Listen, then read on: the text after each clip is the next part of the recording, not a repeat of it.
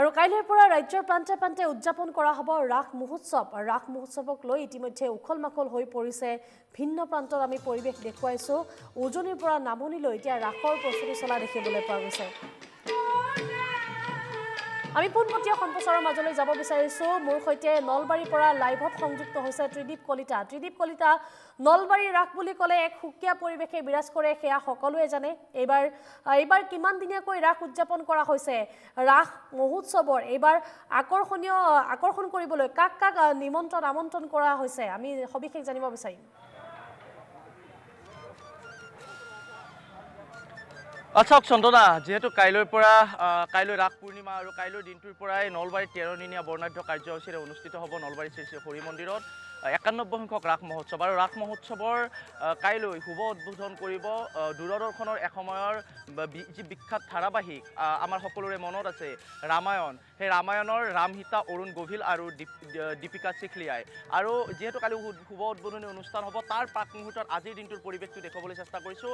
সহযোগী সঞ্জয়ে প্ৰথমতে দেখুৱাইছে হৰি মন্দিৰত প্ৰৱেশ কৰিয়ে এনেধৰণে দশাৱতাৰৰ এক মৃন্ময় মূৰ্তিৰে দশাৱতাৰ উপস্থাপন কৰা দেখিবলৈ পোৱা গৈছে।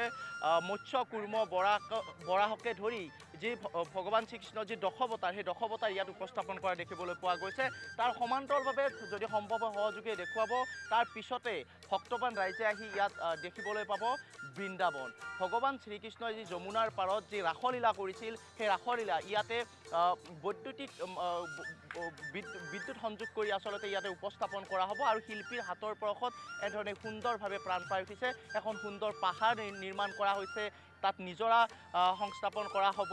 আৰু ভগৱান শ্ৰীকৃষ্ণই যি আচলতে ৰাসলীলা কৰিছিল, সেই ৰাসলীলা ইয়াত সুন্দৰভাৱে উপস্থাপন কৰা হ'ব। আৰু যিহেতু নলবাৰীৰ ৰাস বুলি ক'লে প্ৰধানত মৃন্ময় মূৰ্তিক প্ৰাধান্য দিয়া হয়, গতিকে নলবাৰীৰ ৰাস মহোৎসৱত এইবাৰো ব্যতিক্ৰম নহয়। এইবাৰো 70টাকৈ স্থলত মৃন্ময় মূৰ্তি স্থাপন কৰা হৈছে আৰু তাত কেইবাটাও স্থলত ইলেক্ট্ৰনিক যি কাৰুকাৰ্য, সেই কাৰুকাৰ্য দেখুওৱা হ'ব।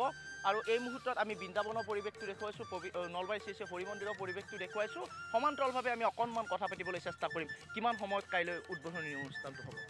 সন্ধিয়া ঠিক 5 বজাৰ লগে লগে আমাৰ যি ধৰ্মপ্ৰাণ ৰাইজ আছে, ৰাইজৰ লগতে ৰাম সীতাৰ যিটো টীম আছে, এই আটাইবোৰ মানুহে